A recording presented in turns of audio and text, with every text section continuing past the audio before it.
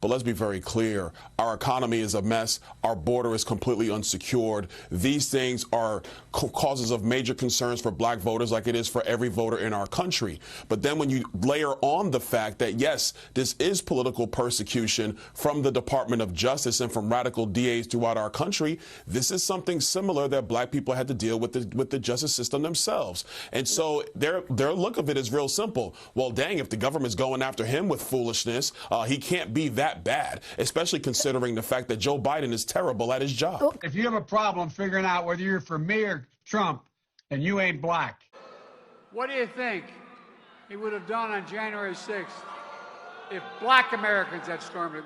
Think about this. What do you think would have happened if black Americans had stormed the Capitol? I don't think he'd be talking about pardons. If you see anybody from that cabinet in a restaurant, in a department store, at a gasoline station, you get out and you create a crowd. And you push back on them. And you tell them they're not welcome.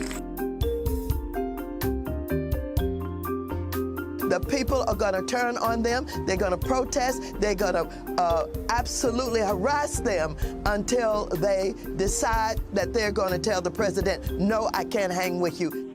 We begin tonight with a nation already on edge in the coronavirus pandemic as protests turn violent across America.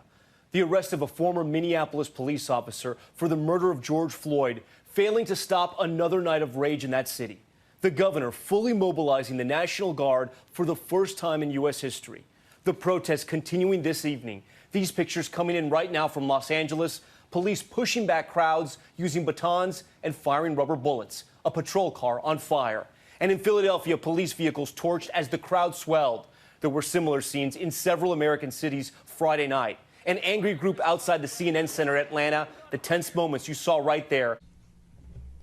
The Department of Homeland Security has nearly 2 decades of experience responding to some of the most challenging threats our nation has ever faced.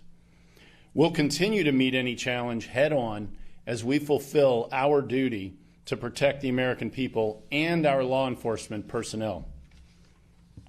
This department stands ready to protect the American people and our employees during this difficult time, using every legal means at our disposal.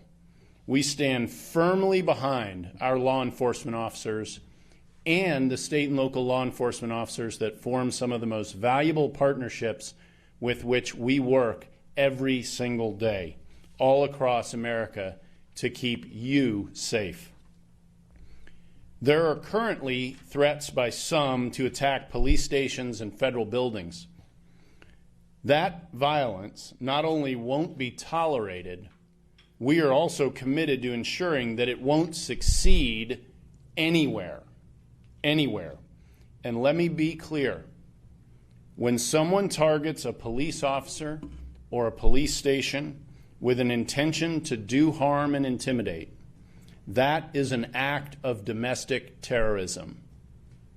Fighting terrorism was the very reason for the founding of the Department of Homeland Security. I'm concerned about a cell sitting inside America today. We just caught 18 people just last month on the FBI terrorist watch list coming across our border. More than 160 have done it this year, a record breaking. When we're looking around the Middle East and the uprisings popping up around Europe and others, they could be sleeper cells right now in America, but this administration hasn't done nothing to change what's happening on the southern border. The greatest fear that I have regarding the outcome for America of these disclosures is that nothing will change. People will see in the media all of these disclosures. They'll know the lengths that the government is going to grant themselves powers unilaterally to create greater control over American society and global society. But they won't be willing to take the risks necessarily to stand up and fight to change things, to force their representatives to actually take a stand in their interests. And the months ahead, the years ahead, it's only going to get worse until eventually there will be a time where policies will change, because the only thing that restricts the activities of the surveillance state are policy. Even our agreements with other sovereign governments, we consider that to be a stipulation of policy rather than a stipulation of law. And because of that, a new leader will be elected. They'll flip the switch, say that because of the crisis, because of the dangers that we face in the world, some new and unpredicted threat, we need more authority, we need more power, and there will be nothing the people can do at that point to oppose it, and it'll be turnkey tyranny. Why should people care about surveillance? Because even if you're not doing anything wrong, you're being watched and recorded, and the storage capability of these systems increases every year consistently by orders of magnitude, to where it's getting to the point you don't have to have done anything wrong.